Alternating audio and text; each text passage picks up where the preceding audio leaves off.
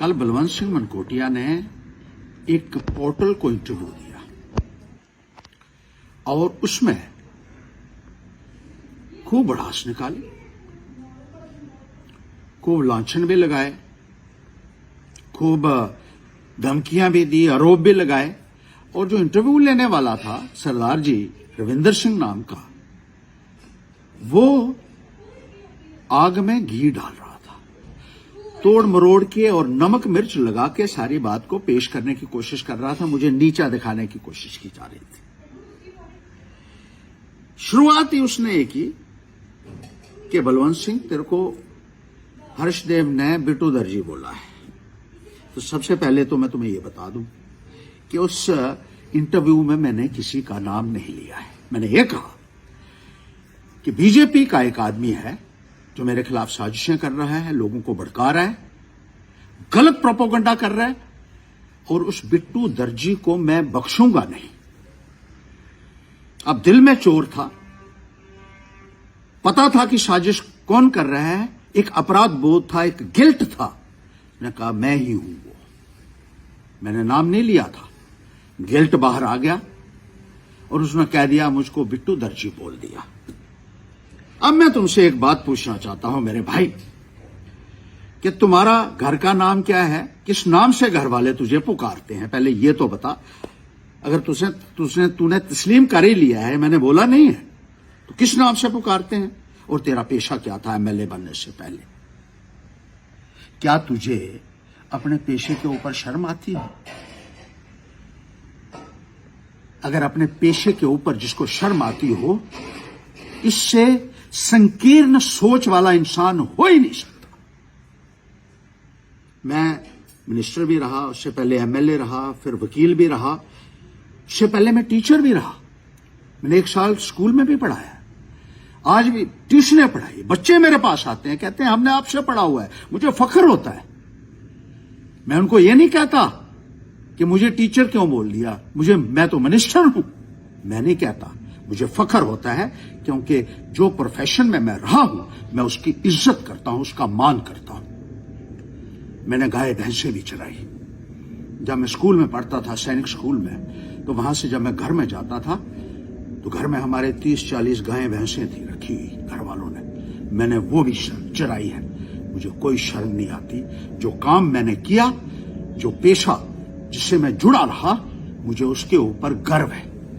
लेकिन बड़े शर्म की बात है कि तुम्हें अपने पेशे से नफरत है। और मेरे भाई, मैं तुम्हें बता दूं कि सियासतदान से कई गुना अच्छा है दर्जी का रुतबा। सियासतदान आज लोगों के कपड़े उतार रहे हैं और दर्जी हमारे तन को ढकते हैं। दर्जी मेहनत से काम करते हैं।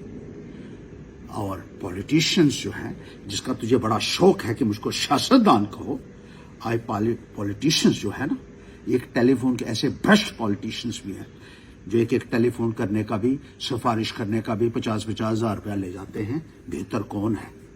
और सबसे बड़ी बात यह है कि अपने पेशे के प्रति आपको अपने पेशे से नफरत हो गई।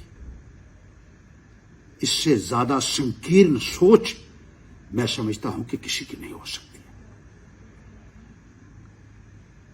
तुम ये कहते हो कि हर्षदेव ने मेरे खिलाफ प्रोपेगेंडा किया है।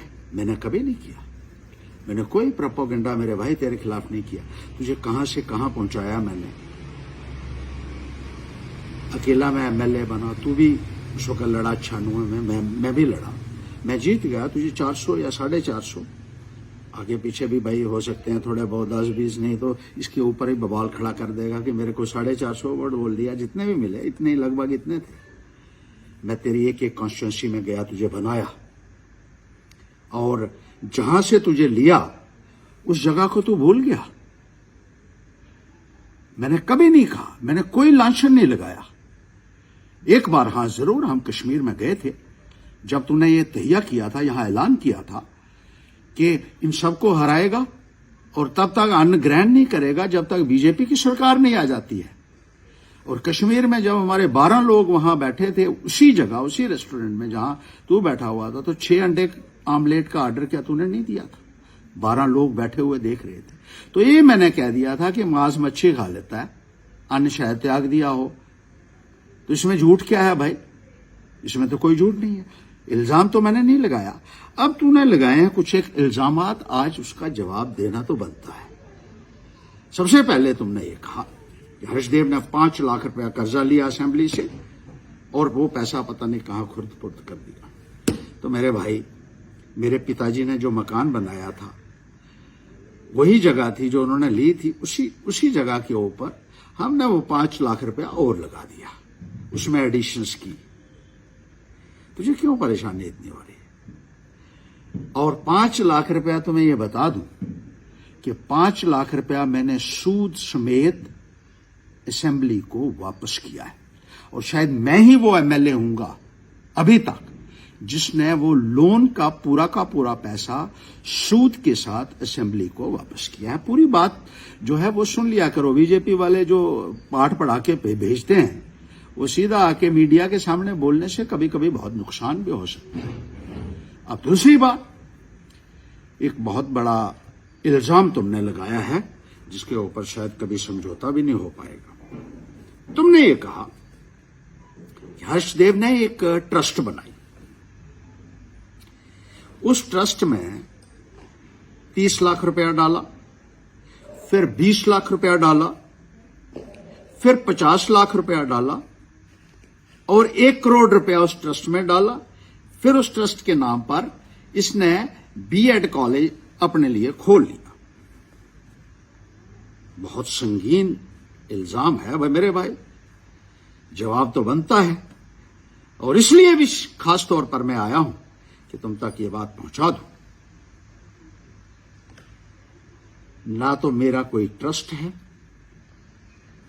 ना मैंने किसी ट्रस्ट में कोई पैसा, 30-20 लाख की बात कर रहे हैं, मैंने तो 30 रुपए भी किसी ट्रस्ट में नहीं डाले हैं।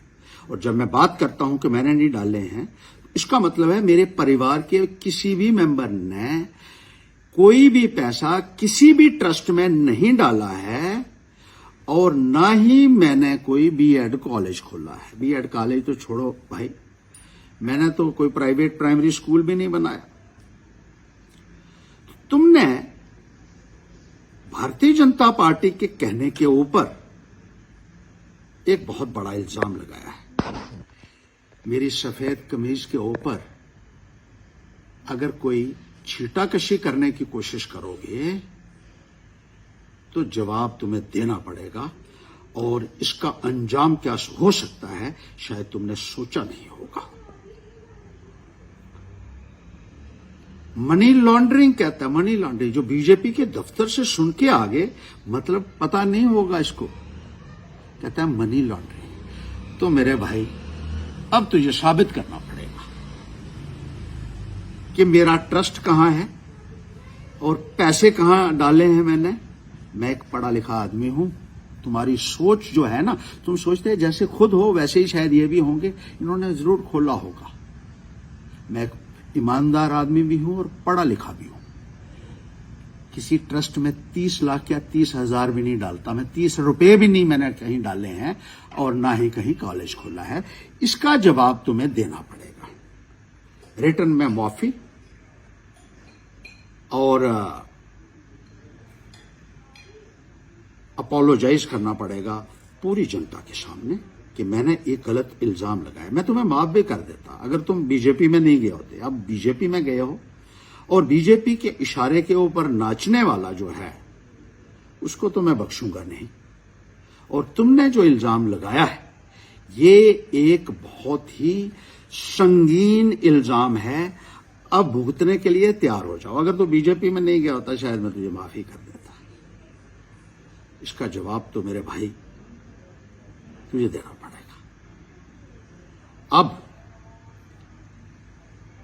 आगे आ जाओ।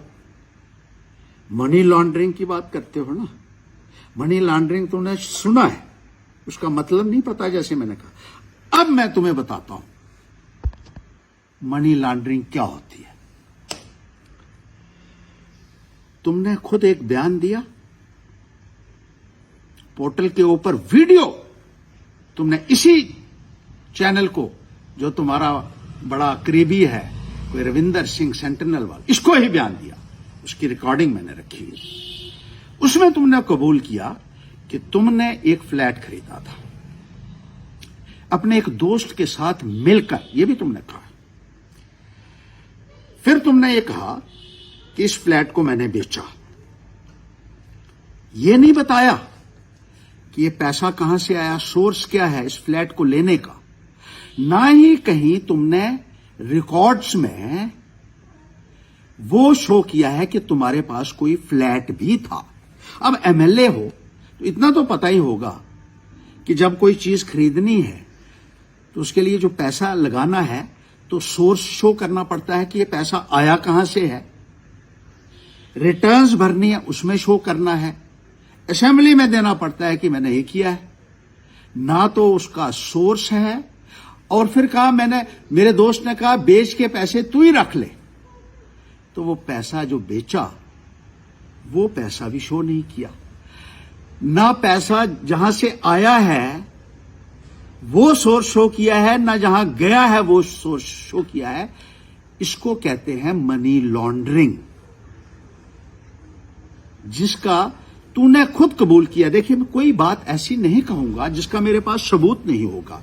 जहां मेरे पास पूरे सबूत हैं मैं वही बात करूंगा, और वीडियो रिकॉर्डिंग मेरे पास पड़ी हुई है। तो मेरे भाई, मनी लॉन्ड्रिंग ये होती है, और इस मनी लॉन्ड्रिंग का हिसाब तुझे अब देना पड़ेगा, क्योंकि सबूत जो है वो हाजिर है। ये ऐसे हवा में नहीं है कि ट्रस्ट बनाया तो पैसे डाल दिए, ये तुमने खुद कबूल किया है। दूसरा आ जाओ, उधमपुर में म्युनिसिपैलिटी की दुकानें अलाट करवाई तुमने, अपना नाम बदलकर, अपनी पहचान बदलकर, अपना एड्रेस बदलकर। ये किस लिए? मनकोटिया कहां गया उसमें से? Balwant Singh son of Mastram, RO Gandhinagar Udhampur. क्या कमाल है, उधमपुर में गांधीनगर, नाम भी छुपाया और एड्रेस भी छुपा दिया। लोग कहते हैं जनाब ये देखो ये कौन है, बलवंत सिंह, गांधीनगर उधमपुर में रहता है, बाप का नाम ठीक लिखा था मस्तराम। जब सारा रिकॉर्ड निकलवाया तो पता चला महाशय यही है। 50-50 लाख रुपए की दुकानें अलाट कराई कौड़ियों के धाम पे, एड्रेस छुपा के, पहचान छुपा के। अगर तुम सच्चे हो तो पहचान क्यों छुपाई तुमने? अगर इसमें हेरा फेरी नहीं हुई है तो फिर अपना नाम और एड्रेस गलत क्यों दिया है? और दुकानें कुछ अपने नाम पे और कुछ जो दाएं और बाएं हैं उनके नाम पर। उधमपुर में और कोई लोग नहीं रहे क्या? क्या इसकी इंक्वायरी नहीं होनी चाहिए? यह भी ऑथेंटिक रिपोर्ट है, ये रिकॉर्ड है, म्युनिसिपैलिटी के दफ्तर से ही हमने निकलवाया हुआ है। मैं हवा में कोई बात नहीं करूंगा।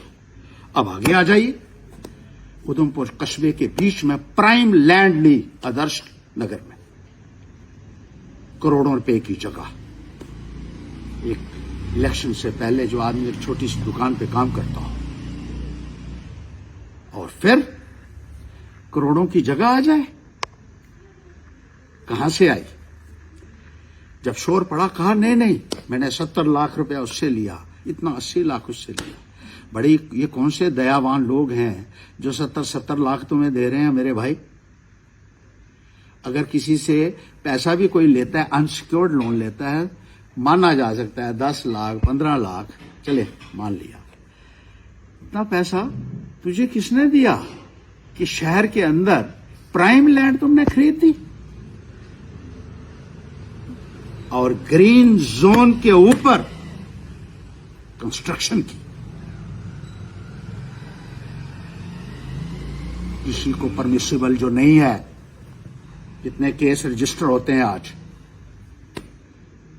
जब आज एनवायरमेंटल लॉज की दुहाई दी जाती है, ग्रीन ट्रिब्यूनल की दुहाई दी जाती है, गांव के अंदर लोग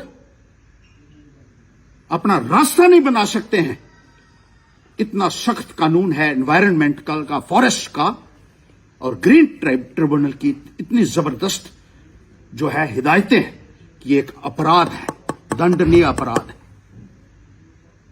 अभी कल मुझे लोकालिटी से फोन कर रहे थे कि जंगल में सड़क बनी हुई है 15 साल पहले की, फॉरेस्ट वाले वहां से नहीं निकलने दे रहे हैं।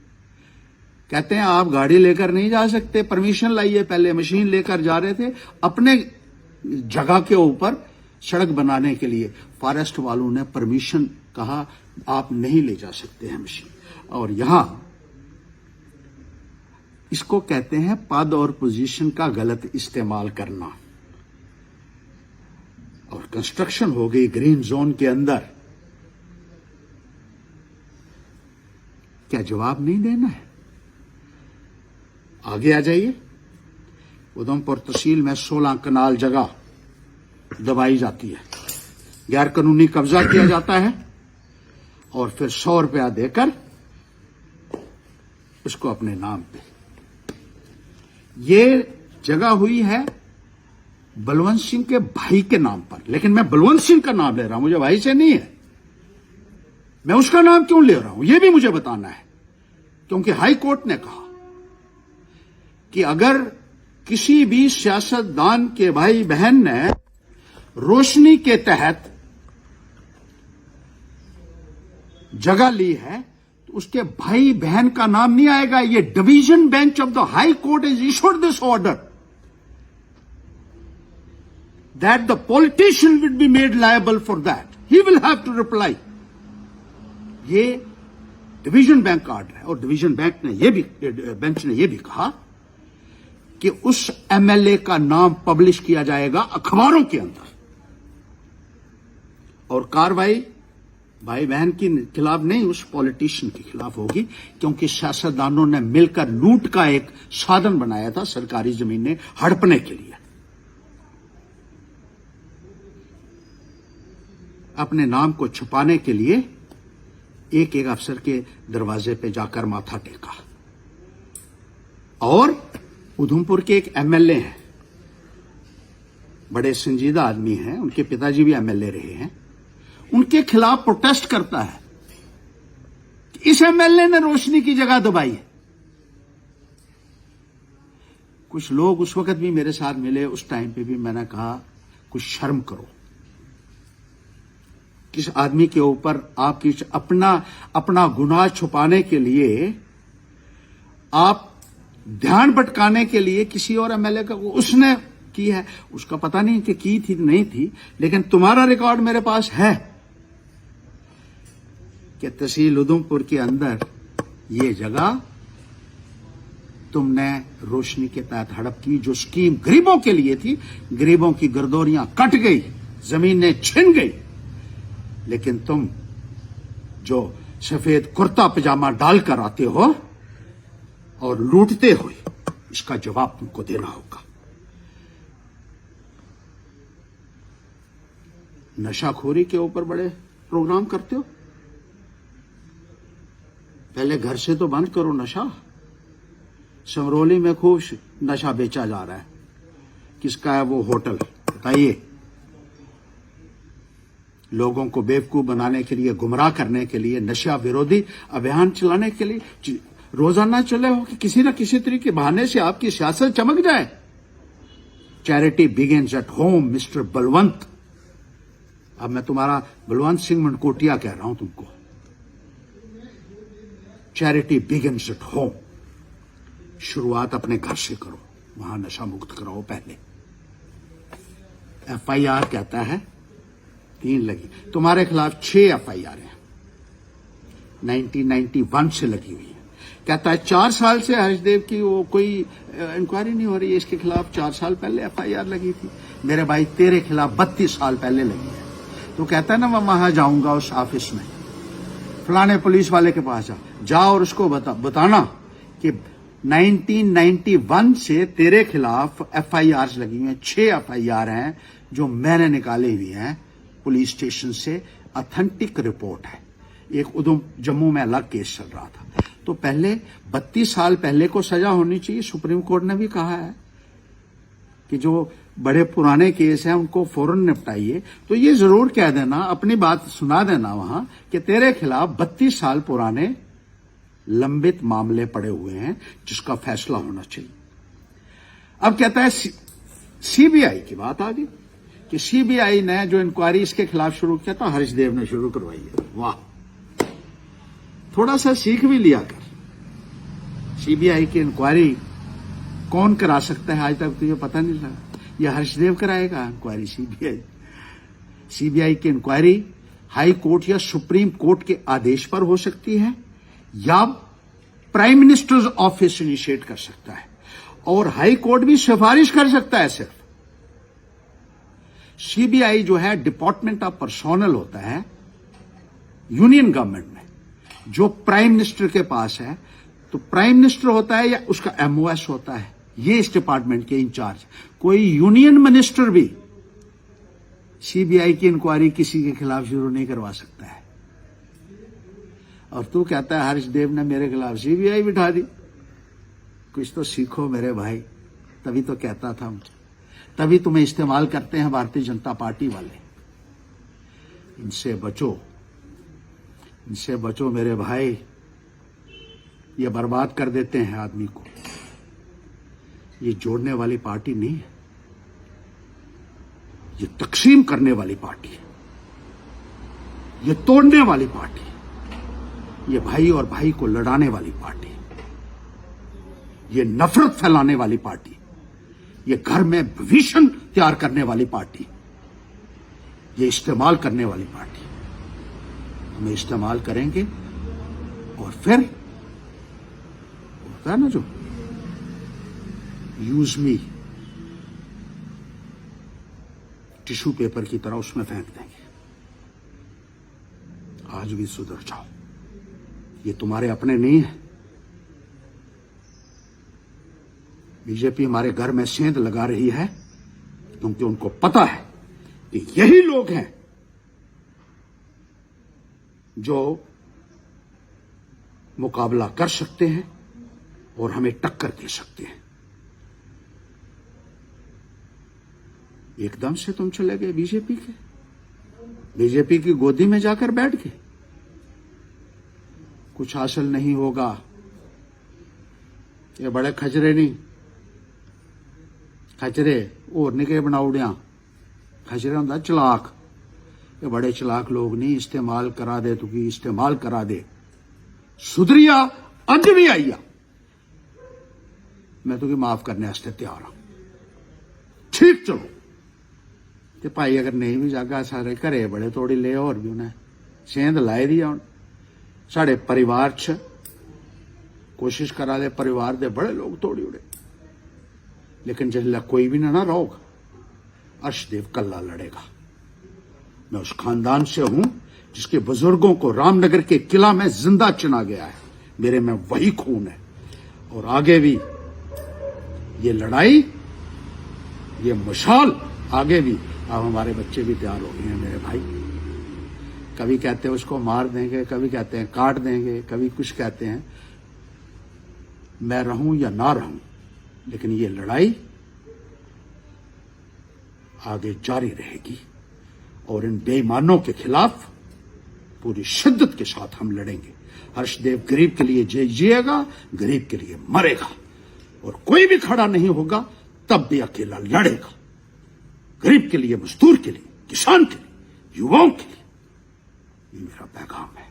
बता देना अपने आकाओं को जो तुझे भेजते हैं उल्टा सीधा पाठ पढ़ाकर, और सुधर जाएगा तो तेरी बेहतरी है भाई।